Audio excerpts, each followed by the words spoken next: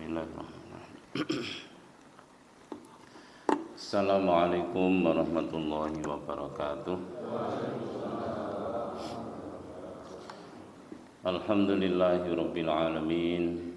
Shalatu wassalamu ala asyrafil anbiya wal mursalin nabiyyina wa habibina wa syafi'ina Muhammadin sallallahu alaihi wasallam wa ala alihi wa ashabihi ajma'in. Rabbi shrah li sadri wa yassir li amri wahlul 'uqdatam min lisani yafqahu qawli. Amin. Amma ba'du. Bapak-bapak, ibu-ibu, jamaah salat subuh Masjid Nurus Sa'adah Sumampir yang mudah-mudahan dirahmati Allah Subhanahu wa taala. Mari bersama-sama kita memuji syukur kehadirat Allah Subhanahu wa taala yang telah melimpahkan rahmat, hidayah, ma'unahnya kepada kita sekalian, sehingga pada pagi hari ini kita diperkenankan oleh Allah untuk melangkahkan kaki ke masjid ini dalam keadaan sehat walafiat untuk menjalankan salah satu kewajiban kita, sholat subuh berjamaah, dan kita lanjutkan dengan tholabul ilmi, kajian ahad pagi. Mudah-mudahan apa yang kita lakukan diterima oleh Allah sebagai salah satu amal kebajikan kita dan mendapatkan rahmat ridho dari Allah Subhanahu wa taala. Amin. Salawat dan salam kita aturkan kepada baginda Nabi Agung Muhammad sallallahu alaihi wasallam yang kita nantikan syafaatnya, pertolongannya besok di yaumil qiyamah. Hadirin jamaah sekalian yang dirahmati Allah Subhanahu wa taala. Alhamdulillah wa syukurillah, pada kesempatan pagi hari ini saya bisa bersilaturahim di Masjid Nurus Sa'adah. Mudah-mudahan pertemuan saya dengan panjenengan semua mendapatkan ridho dari Allah Subhanahu wa taala, dan mudah-mudahan ini takdirnya Allah yang baik untuk kita semua. Amin. Jamaah sekalian rahimakumullah, kenikmatan yang luar biasa sangat berharga adalah iman Islam yang kita miliki.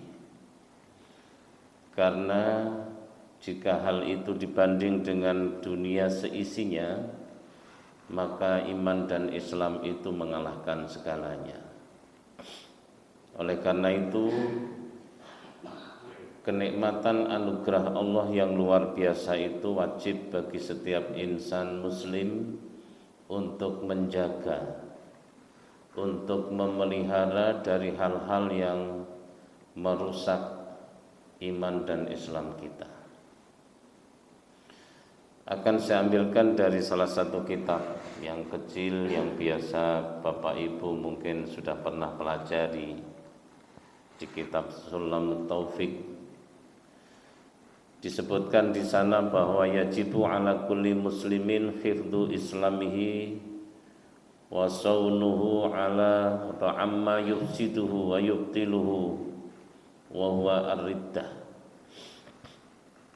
Wajib bagi setiap muslim hifdzu islamihi, menjaga Islamnya, wa saunuhu amma yufsiduhu, dan menjaganya dari hal-hal yang merusak Islam, bahkan wa yubtiluhu, membatalkan Islamnya seseorang, wa huwa ar-riddah. Hal yang merusak Islam itu apa? Yaitu riddah. Riddah adalah murtad dalam pengertian kita sehari-hari.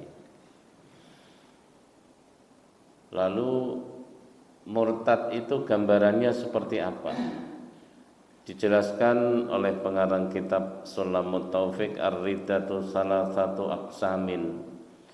Murtad itu ada 3 bagian. I'tiqadatun wa af'alun wa aqwalun. Yang pertama riddah dalam i'tiqad, keyakinan. Kemudian yang kedua, wa af'alun riddah dalam perbuatan, wa aqwalun dan riddah dalam ucapan. Jamaah sekalian rahimakumullah, riddah yang pertama yang disebut riddah i'tiqadat itu diantaranya faminal awwali asyakku fillahi. Yang dimaksud dengan riddah dalam keyakinan adalah satu diantaranya meragukan tentang keberadaan Allah Subhanahu wa ta'ala. Kalau di dalam hati seorang muslim ada keraguan, syak dalam bahasa agama, ada syak atau keraguan tentang keberadaan Allah, tentang wujud Allah, tentang Allah yang maha kuasa, tentang Allah yang maha memberi rizki, tentang Allah yang memberi ilmu. Kalau seseorang itu melalaikan dan meragukan bahwa semua itu datang dari Allah, maka dia riddah i'tiqadnya. Kalau ada seseorang yang kemudian lupa bahwa yang diterima setiap hari, rizki yang diterima setiap hari itu datangnya dari Allah, dia merasa bahwa itu adalah hasil kerjaannya sendiri, lupa bahwa itu adalah Allah semua yang mengatur, maka dia lama-kelamaan akan melupakan Allah Subhanahu wa ta'ala. Hal yang demikian itu harus kita jaga untuk menjaga iman kita, Islam kita, agar iman dan Islam kita itu tetap berada pada jalur yang pas, yang sesuai dengan syariat agama kita. Ragu tentang Allah ini luar biasa Bapak Ibu sekalian.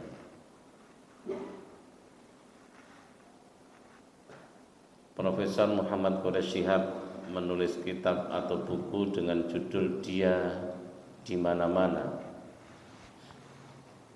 Buku itu sekitar 400-500 halaman. Kemudian beliau menulis di dalamnya hal-hal yang terjadi di seluruh alam dunia ini semua adalah karena tangan Allah Subhanahu wa ta'ala. Tidak ada satu persoalan pun yang di luar tangan Allah Subhanahu wa ta'ala. Oleh karena itulah sebagai seorang muslim kita harus yakin bahwa apa yang terjadi, bahkan pertemuan kita pada pagi hari ini juga atas takdir Allah Subhanahu wa ta'ala. Kita bisa bertemu seperti ini, kemarin saya ditelepon Pak Subur, ini juga takdir Allah Subhanahu wa ta'ala. Jadi semuanya adalah karena Allah Subhanahu wa ta'ala. Oleh karena itulah aktivitas apapun yang kemudian kita yakini, kita lakukan sebagai sebuah kebenaran, itu juga semuanya adalah takdir Allah Subhanahu wa ta'ala. Jadi yang pertama, riddah dalam i'tiqad itu adalah meragukan tentang Allah Subhanahu wa ta'ala. Yang kedua, asyakku fi rasulihi, meragukan tentang Muhammad sebagai utusan Allah Subhanahu wa ta'ala. Kalau ada orang yang mengaku dirinya sebagai muslim yang sejati, kemudian tidak yakin betul tentang Rasulullah Shallallahu Alaihi Wasallam sebagai utusan Allah, dalam pengertian dia juga meragukan banyak hal yang disampaikan oleh Rasulullah, maka itu dalam kategori syak, kategori ragu tentang keberadaan utusan Allah. Bapak Ibu sekalian jamaah rahimakumullah, agama itu disebut agama itu kan yang pertama ada sistem ketuhanan. Yang pertama makanya Allah itu tadi harus yang pertama ada sistem ketuhanan ilahiyah. Kemudian yang kedua ada nubuat. Ada hal yang tidak bisa Tuhan langsung sama umat ini, harus pakai perantara. Perantaranya adalah Al-Mustafa, orang yang dipilih oleh Allah untuk menjadi utusan yang kemudian menyampaikan wahyu Allah itu kepada umatnya. Selain Rasul, dalam agama itu ada kitab suci. Kitab sucinya kita adalah Al-Quran, wahyu Allah Subhanahu wa ta'ala. Kemudian hadis sunnah Rasulullah sebagai bagian dari sumber ajaran agama kita yang kita yakini kebenarannya. Oleh karena itulah bagian dari yang harus kita imani adalah meyakini, sedikit pun tidak meragukan tentang keberadaan Rasulullah sebagai utusan Allah Subhanahu wa ta'ala yang menjadi sahibus syariah, yang membawa syariat agama kita itu sampai kepada kita sekalian. Kita ini beruntung karena meskipun kita berada di posisi umat Kanjeng Nabi di akhir zaman, tetapi kita sangat percaya kepada Rasulullah Muhammad sallallahu alaihi wasallam meskipun kita tidak pernah bertemu sama sekali kepada beliau. Tapi kita termasuk orang yang sangat beruntung. Jika dibandingkan dengan sahabat-sahabat Nabi, kalau menggunakan logika sederhana, orang yang ketemu Nabi percaya kepada Nabi itu adalah sesuatu yang biasa karena tahu persis tentang siapa Rasulullah, perilakunya seperti apa, tabiatnya seperti apa, kita lihat langsung misalnya. Tapi bagi kita ini semuanya kita tidak pernah berjumpa dengan Rasulullah secara langsung, tetapi kita yakin tentang Muhammad sebagai utusan Allah Subhanahu wa ta'ala. Ini bagian dari kenikmatan yang luar biasa yang harus kita syukuri. Hadirin sidang Jumat, hadirin jamaah salat subuh rahimakumullah. Mohon maaf ini saya kira Jumat. Lupa Jumat. Yang berikutnya asyakku fil Quran, meragukan tentang Al-Quranul Karim. Jadi Al-Quran itu tidak boleh kita ragukan satu ayat pun. Meskipun Bapak Ibu mungkin kalau membaca ada yang namanya ta'arudul adillah. Di dalam kajian usul fikih itu ada namanya dalil-dalil yang nampak bertentangan. Oleh ulama itu kemudian dibahas dalam satu pembahasan tersendiri tentang ta'arudul adillah. Meskipun nampak ada pertentangan, misalnya kalau ditemukan dalil dengan satu dalil yang lain, maka kita disuruh untuk meramu dalil-dalil itu dipahami secara utuh, secara keseluruhan. Sehingga ulama juga ada yang berpendapat bahwa termasuk kalau yang saya baca pendapatnya Hasan misalnya, tidak ada yang namanya nasih mansukh di dalam ayat Al-Quran maupun hadis Rasul. Karena semua ayat itu semuanya benar dan bisa diamalkan seluruhnya. Tetapi ulama mazhab yang lain termasuk Syafi'iyah juga meyakini adanya ayat itu nasih dan mansukh.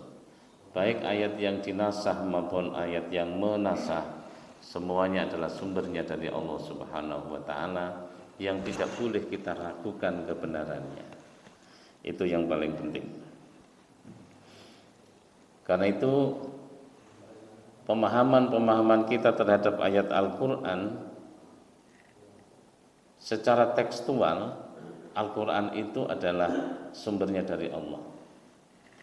Sementara tafsirnya itu sumbernya dari para mufassir.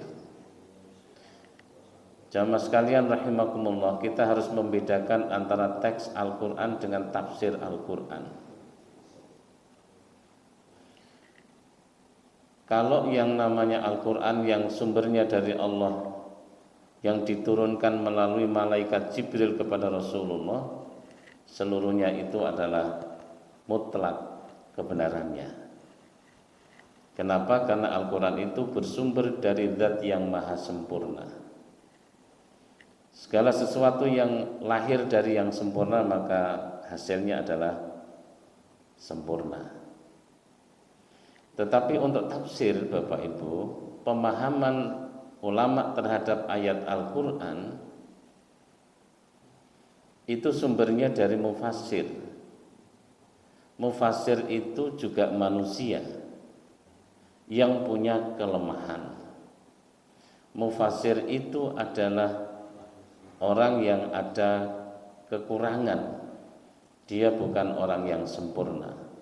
Oleh karena itulah maka pendapat-pendapat dalam kitab-kitab tafsir itu kita pahami sebagai sesuatu yang kebenarannya bukan kebenaran yang mutlak, tapi kebenaran yang sifatnya relatif. Mufassir A mengatakan begini, mufassir B mengatakan begini, berbeda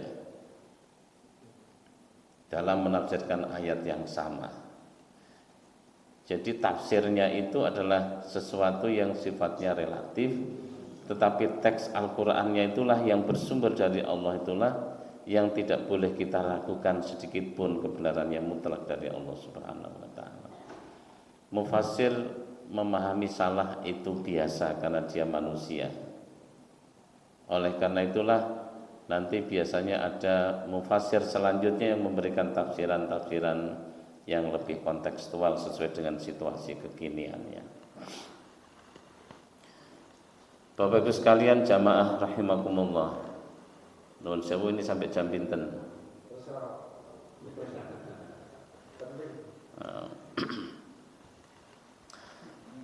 Yang berikutnya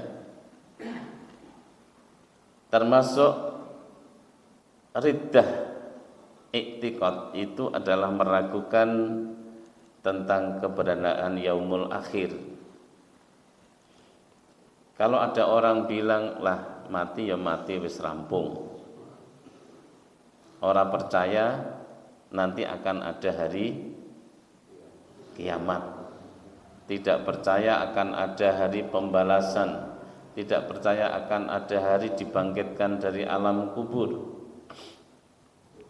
Orang yang meragukan seperti ini itu sebenarnya murtad dalam i'tiqad.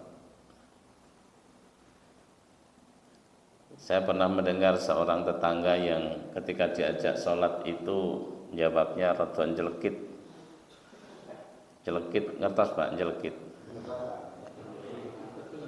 Nah, dia diajak sholat tuh gini, dah sholat apa? Kok nek kuburan gak penak ya tak balik jaringan. Engkau nek kuburan ora penak aku tak bali Mas. Ini kan berarti nggak ada keyakinan sedikit pun tentang di dalam alam kubur itu ada azab, ada nikmat. Di hari kiamat itu akan ada hari pertanggungjawaban amal semua manusia. Dia nggak percaya dengan itu. Itu masuk kategori murtad dalam i'tiqad. Nah, jamaah sekalian rahimakumullah, benteng terbaik menurut saya benteng terbaik atau penjagaan diri yang terbaik setiap manusia secara muslim itu adalah yang pertama termasuk meyakini akan adanya hari akhir itu, hari pembalasan itu. Orang kalau ingat nanti akan kita pertanggungjawabkan, kita nanti akan punya pertanggungjawaban di akhirat, mesti rada hati-hati karena mikir nanti gimana. Tapi begitu kita nggak punya keyakinan tentang adanya hari pembalasan, los saja. Nek cara Jawane wal kedewal sepenting kontal. Nun sewu. Wal kedewal sepenting kontal niku tidak peduli halal dan haram. Karena dia tidak percaya bahwa nanti akan ada hari pembalasan, atau percaya tapi ndablek. Lah yang tidak percaya adanya hari akhir itulah yang termasuk syak fil yaumil akhir. Itu termasuk murtad i'tiqad. Selanjutnya ada yang lagi yaitu asyaku fil jannah wan nar. Meragukan tentang adanya surga dan neraka besok di hari akhir. Kalau di dalam kitab-kitab akhlak atau kitab tasawuf banyak dijelaskan tentang perjalanan hidup kita ini dari tahap ke tahap sampai nanti di halte yang terakhir perjalanan kita itu di mahsyar. Kemudian kita akan dihisab seluruh amal kita, ditunjukkan semua amal kita. Misalnya di dalam Al-Quran surah Yasin, al-yawma nakhtimu ala afwahihim wa tukallimuna aydihim wa tashhadu arjuluhum bima kanu yaksibun. Pada hari akhir hari ini, yaumul qiyamah, yaumul akhir, nakhtimu ala afwahihim, kami mengunci mulut mereka, wa tukallimuna aydihim, dan memberi kemampuan tangan-tangan mereka berbicara, wa tashhadu arjuluhum, dan kaki mereka menjadi saksi, bima kanu yaksibun, terhadap apa yang mereka lakukan di dunia. Bapak Ibu jamaah sekalian rahimakumullah, mulut kita dikunci, tangan kita yang bicara disaksikan oleh kaki kita. Kalau sudah begitu kita mau apa? Kita sudah tidak bisa ngeles lagi, tidak bisa bohong lagi, tidak bisa menghadirkan saksi palsu lagi di hadapan Allah. Allah yang maha adil, tidak ada satupun yang lewat dari keadilan Allah Subhanahu wa ta'ala. Oleh karena itulah kemudian diceritakan di dalam kitab-kitab agama kita itu, setelah seseorang melewati fase hisab amal, semua catatan amal akan ditunjukkan. Di Al-Quran banyak disebut tentang orang yang menerima catatan amal dengan tangan kanan, itu adalah tanda-tanda rapotnya tidak merah. Tetapi orang-orang yang menerima catatan amal dengan tangan kirinya, maka indikasi catatan amalnya, rapotnya merah. Nah, orang yang seperti inilah nanti akan dipilah, yang satu ke surga, yang satu ke neraka. Kisah di akhir atau di yaumul akhir itu kita semua meyakini bahwa nanti akan ada di antara mahsyar dengan surga itu membentang jembatan yang kita kenal dengan sirat.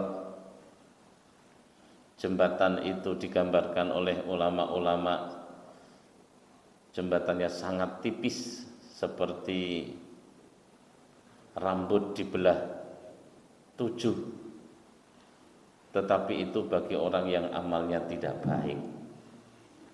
Bagi orang-orang yang amal kebaikannya lebih banyak, setelah ditimbang amalnya tadi, maka dia melihat jalan yang kecil, yang tipis itu seperti jalan tol yang bisa untuk melewati dengan kecepatan yang lebih cepat. Nah, itu semua adalah sistem keyakinan kita yang harus kita bangun supaya kita tidak jatuh pada murtad di dalam i'tiqad tadi. Surga adalah gambaran kenikmatan yang luar biasa, neraka adalah gambaran dari siksa Allah Subhanahu wa taala. Karena kita semua meyakini bahwa innallaha la yukhliful mi'ad. Allah tidak akan pernah mengingkari janjinya.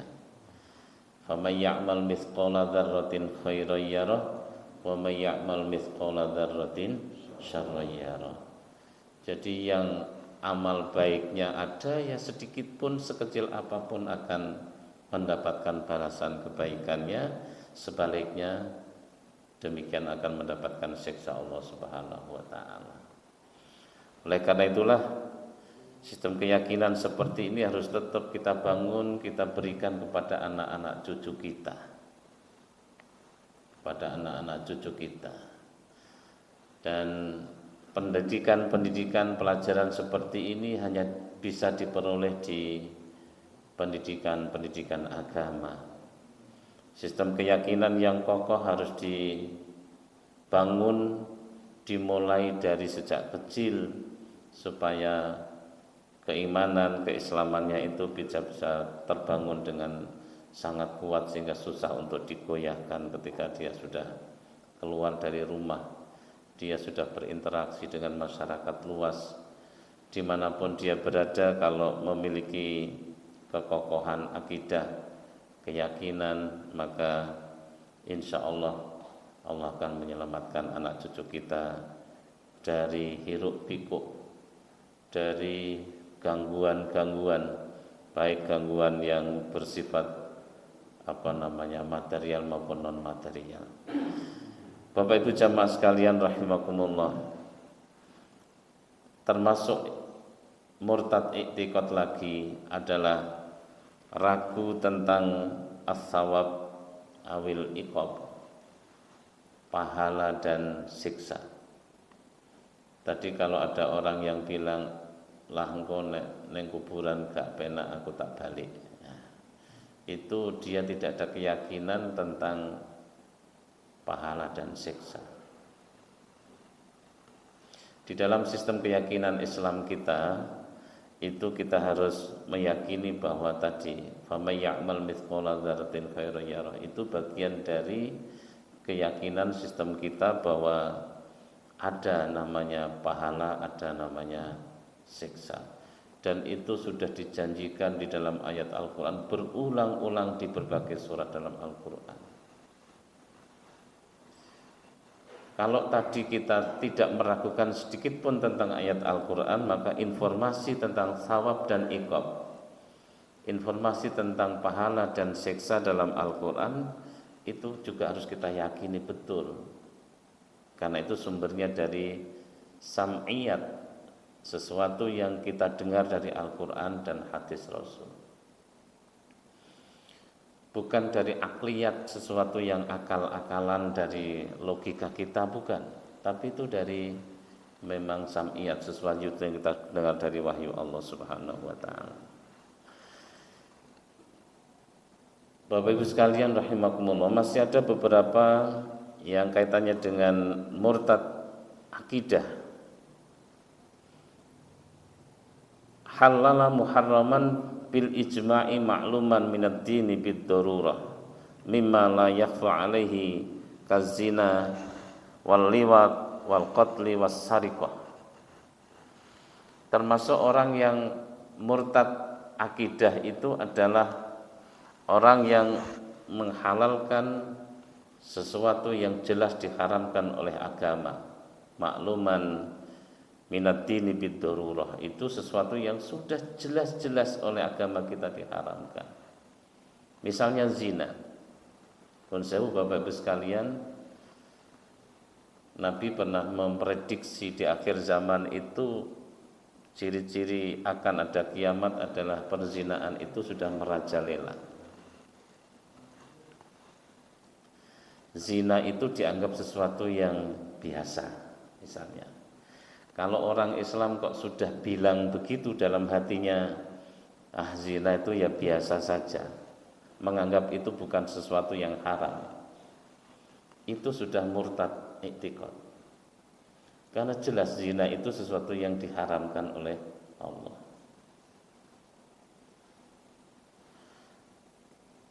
Atau liwat itu hubungan laki-laki dengan laki-laki atau perempuan dengan perempuan. Liwat itu lebih banyak seperti digambarkan oleh kaumnya Nabi Lut. Nabi Lut itu kaumnya senang laki-laki dengan laki-laki.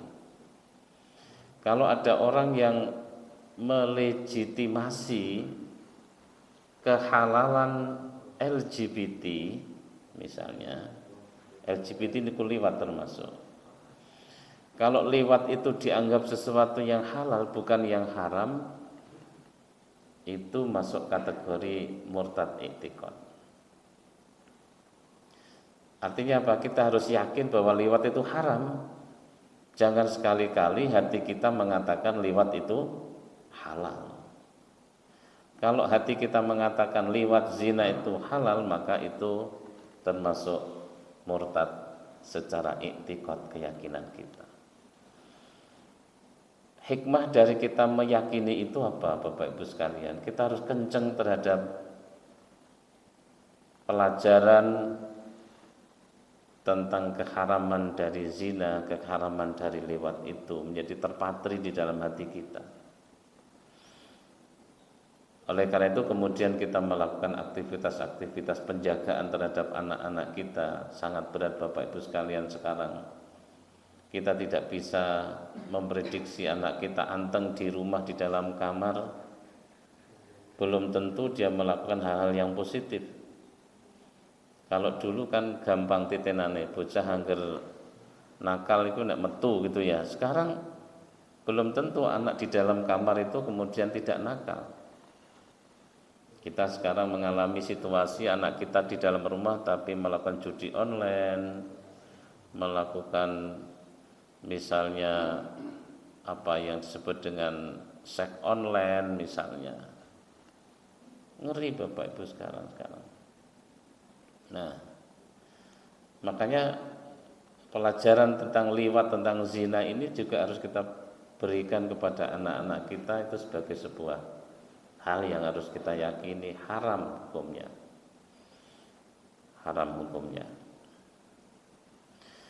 Kemudian wal qatli, membunuh. Tidak boleh sekali-kali kita mengatakan bahwa membunuh itu halal. Mencuri itu halal, tidak boleh. Kalau kita mengatakan mencuri itu halal, membunuh itu halal, ini kecuali memang syarak membolehkan ya. Ini maksudnya ketentuan umumnya bahwa membunuh, mencuri itu hukumnya haram. Membunuh yang dibolehkan di dalam Islam itu karena perintah Allah atau perintah syariat. Ada membunuh yang dihalalkan itu ada. Kalau panjenengan hidup di Arab misalnya, lalu menjadi al-guju pemerintah. Kalau ada hukuman pancung, Anda disuruh untuk memancung. Memancung itu kan membunuh. Dalam hal ini itu tidak masuk kategori yang diharamkan ini.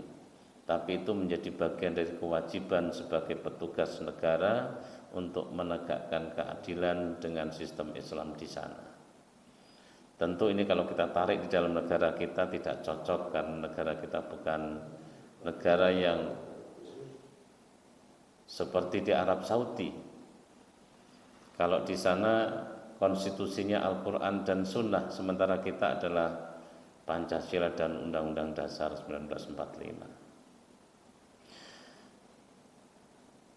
Jadi murtad i'tiqad yang menghalalkan sesuatu yang jelas diharamkan oleh agama, ini juga harus kita berikan kepada anak-anak kita.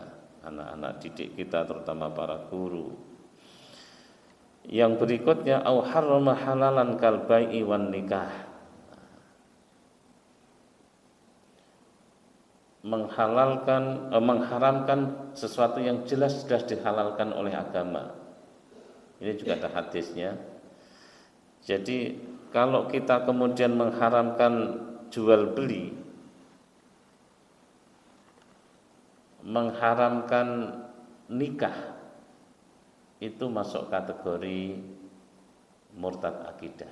Karena nikah, jual beli itu adalah sesuatu yang disyariatkan halal oleh agama kita. Sekarang Bapak Ibu, saya kemarin beberapa bulan itu membaca tentang artikel yang ada di Kompas misalnya, menginformasikan generasi-generasi kita yang muda itu sebagiannya itu sudah memilih untuk tidak menikah dengan alasan-alasan karena ekonomi, alasan pekerjaan, macam-macam. Memilih hidup bebas, enak, tanpa beban. Piye ngono kuwi. Akhirnya kan kumpul kebo. Enggak mau nikah tapi yang penting enak. Karena nikah itu katanya ya nanti membebani, tidak bebas gitu. Apalagi kalau ada anak. Sekarang sudah berkembang cara berpikir ini Bapak Ibu, anak-anak muda itu child free. Pengen nikah neng ora pengen duwe anak. Jadi pengen enak ora pengen repot ngingoni bocah. Nah, kalau ini dikembangkan cara berpikir ini Bapak Ibu sekalian, generasi kita nanti akan cundel.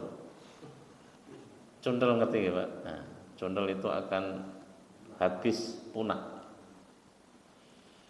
Ini seperti di negara Jepang dan negara maju yang lain, yang di sana memperkecil anak, kemudian apalagi tidak mempunyai anak, lama-lama generasi yang ada tinggal yang tua-tua, yang muda habis karena nggak ada, muncul lagi, nggak ada kelahiran.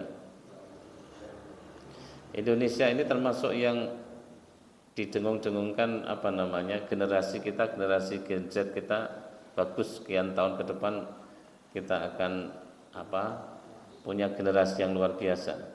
Tapi nanti kalau ini dimulai orang sudah perempuan-perempuan sudah malas hamil, malas punya anak, lama-lama nanti 50 tahun ke depan bisa dalam kondisi berbalik.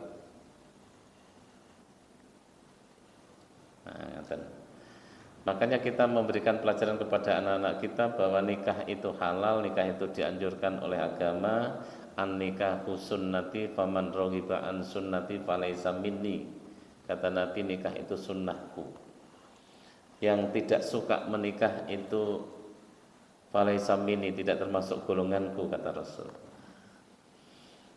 Oleh karena itu kita tanamkan kepada anak kita bahwa nikah itu sunnah, dan punya anak itu adalah keberkahan, dan punya anak itu adalah bagian dari menunaikan khalifatullah untuk melanjutkan kehidupan di dunia ini. 5 menit lagi ya Bapak Ibu sekalian, sampai 5:30. Meskipun tadi mulainya jam 5 kurang seperempat ya. 5 menit lagi. Yang tadi Bapak Ibu sekalian yang saya sampaikan adalah murtad i'tiqad. Mulai dari meragukan Allah, meragukan Rasul, meragukan Al-Quran dan lain-lain tadi, termasuk jannah wan nar, surga neraka, thawab dan iqab. Yang kedua, bagian kedua adalah murtad af'al. Murtad perbuatan. Dalam perbuatan itu apa contohnya? Kasujudin li sonamin au syamsin au makhlukin akhar. Contoh murtad af'al itu adalah menyembah berhala, menyembah matahari, menyembah pohon besar, makhluk yang lain kita sembah. nek jenengan nyembah duit iya ndak? Duit disembah-sembah mboten? Mboten nggih. Kita diperbudak oleh uang misalnya. Itu termasuk murtad apa enggak kalau begitu? Nuwun sewu. Jadi yang nyata-nyata menjadi musyrik itu adalah menyembah berhala, menyembah matahari, menyembah makhluk, pohon besar dan lain-lain. Itu murtad fil af'al. Kemudian yang terakhir, bagian ketiga adalah murtad dalam ucapan.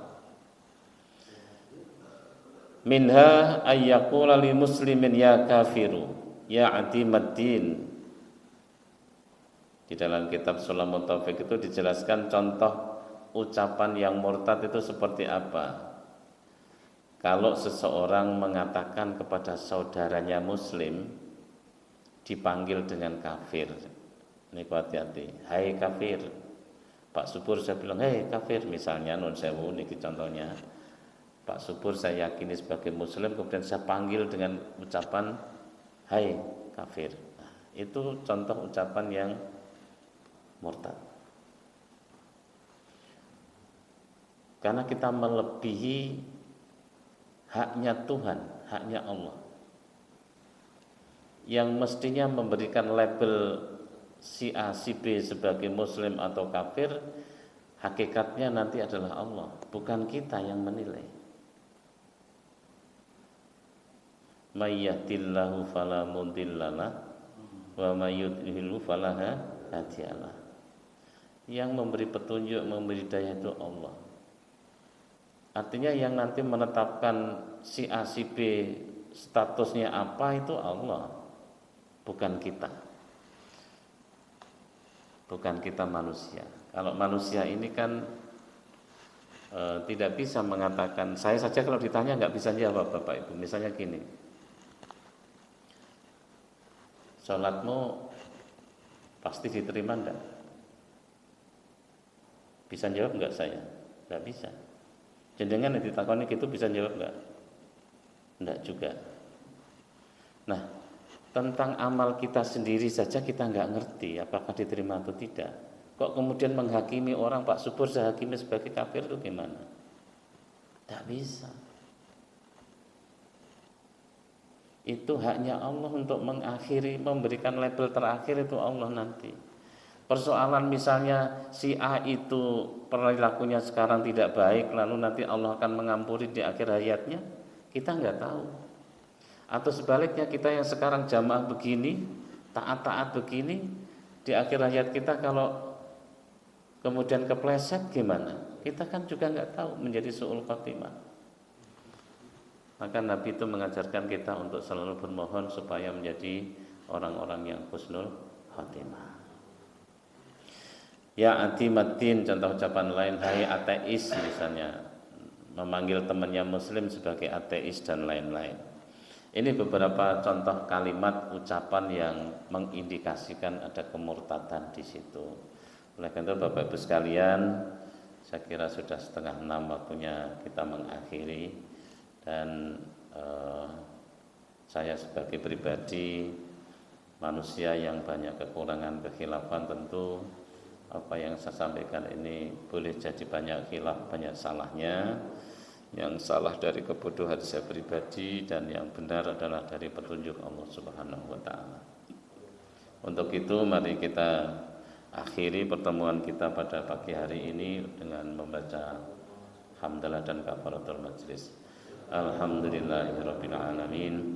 Subhanakallahumma bihamdika asyhadu an la ilaha illa anta astaghfiruka wa atubu ilaik. Akhirul kalam, assalamualaikum warahmatullahi wabarakatuh.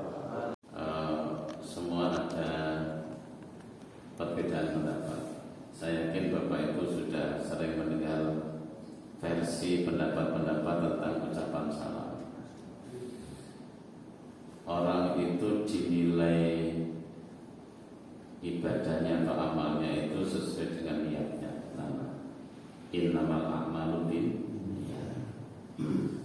status yang diucapkan misalnya, status yang dilakukan itu menjadi seperti apa adalah tergantung niatnya. Innamal a'malu binniyat.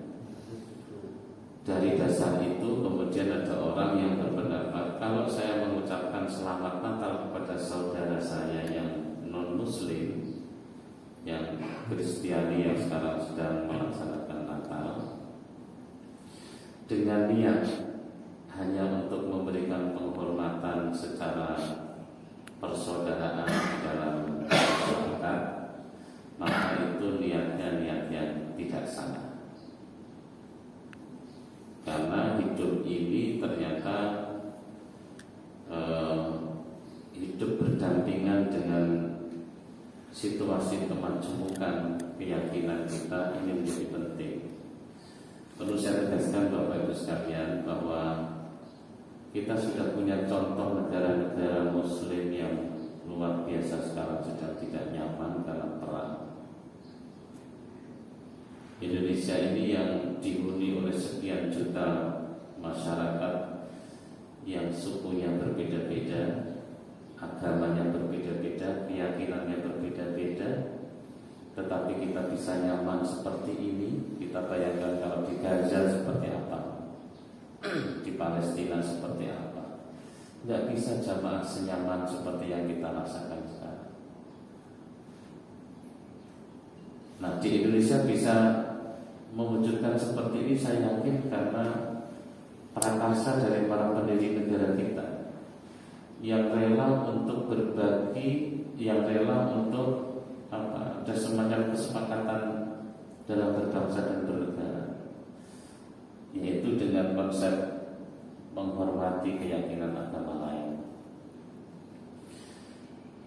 Ada teori resiprokal apa namanya ya, bahwa kalau kamu tidak mau dicubit maka jangan mencubit. Kalau kamu pengen nyaman ya, kalau kamu ingin ibadahmu nyaman ketika Anda beribadah, ya jangan menjadikan atau melakukan tindakan yang orang lain itu menjadi tidak nyaman karena ulah Anda.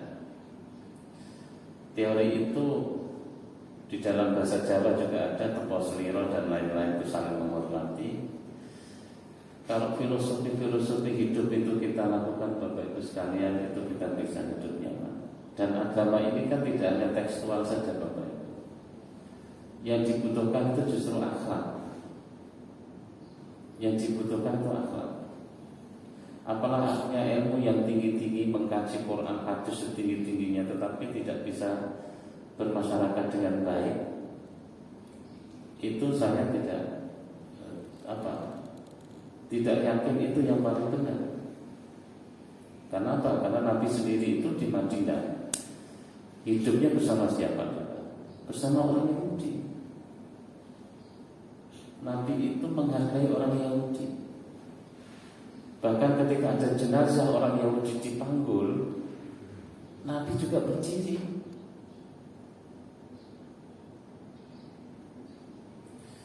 Ada satu kisah bahwa ada seorang sahabat Nabi yang bapaknya itu masih belum beragama, belum mau masuk Islam. Kemudian ketika meninggal dunia, Nabi dimohon untuk mensolati. Apa sikap Nabi? Nabi datang ke tempat itu, bahkan sahabat ini minta supaya jubahnya Nabi itu untuk mengkafani jenazah bapaknya itu yang masih kafir. Dikasih juga jubah itu oleh Nabi.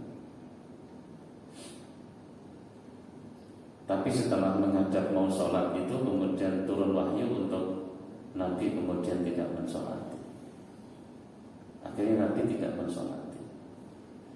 Tetapi sikap Nabi yang secara sosial seperti itu Bapak Ibu, ternyata kemudian membawa berkah. Dakwahnya Nabi diterima, dan kemudian sekeluarga dari almarhum jenazah itu yang awalnya ingin menjegal dakwah Nabi menjadi semuanya masuk Islam. Itu kebaikan sosial yang dilakukan oleh Nabi. Nah, hidup ini tidak hanya vertikal kepada Allah saja, tapi di dalam sosial kita juga perlu.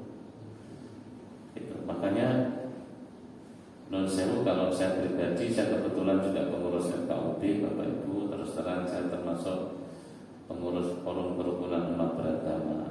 Saya biasa kumpul dengan romo, saya biasa kumpul dengan pendeta. Ya biasa. Di situ yang dibicarakan apa? Bukan masalah akidah. Yang dibicarakan adalah kerukunan yang sifatnya sosial. Jadi tidak pernah bicara tentang diskusi tentang yang sensitif, tidak. Di forum itu adalah forum bagaimana kita guyup rukun. Kalau ada konflik antar agama, kita cepat bisa selesaikan karena kita punya forum. Misalnya kalau ada pendirian gereja non sewu di tengah-tengah komunitas muslim, itu kan jadi masalah. Kalau kita nggak punya forum untuk membicarakan itu, tersumbat nanti. Itu. Jadi kita tidak alergi dengan itu, Bapak Ibu sekalian. Saya terus terang termasuk yang penggerak dalam hal ini. Jadi bagi saya itu sangat penting dalam kehidupan bermasyarakat dan bernegara. Memang mungkin sebagian dari kita yang tidak mau, bahkan alergi ketemu dengan pendeta itu ya alergi. Nanti malah jadi aku memang Kristen dan sebagainya. Menurut saya termasuk keluarga saya, istri saya dulu juga ragu, gimana ya kok gitu. Kemudian sesekali saya ajak acara, oh ternyata tidak bicara apa-apa ya di forum ini. Ya enggak, memang enggak. Kita bicara itu tentang kerukunan, kegiatan sosial yang memungkinkan kita bisa sinergi antara agama. Dan forum itu forum yang sangat penting untuk menjaga perdamaian sebenarnya, kerukunan. Jadi supaya tidak ada konflik. Oleh karena itu saya biasa mengucapkan non sewu, mengucapkan selamat Natal kepada saudara-saudara Nasrani, saya biasa. Tapi tidak di forum seperti ini, saya di grup yang itu antara pengurus. Gitu aja, tidak di forum yang umum. Tapi substansinya niatan saya bukan itu salam dalam pengertian selamat, itu salam dalam pengertian mendoakan untuk masuk surga, ya enggak. Ini salam dalam peniatan saya adalah menghormati dalam kerukunan antar umat beragama. Tidak sampai di dalam hati, tentu begitu Pak. Itu pemahaman nawaitunya begitu. Maka tadi saya jasad dengan innamal a'malu binniyat. Boleh berbeda ya nggak apa-apa, yang meyakini itu termasuk nggak boleh, yang monggo saja. Kalau saya termasuk memberi penafsiran yang dalam konteks sosial itu bagi saya boleh. Kalau Bapak Ibu ada yang tidak membolehkan, ya monggo, itu keyakinan panjenengan. Saya tidak pernah memaksakan keyakinan saya kepada orang lain. Saya cerita tentang keyakinan pribadi. Atas yang lain masih ada.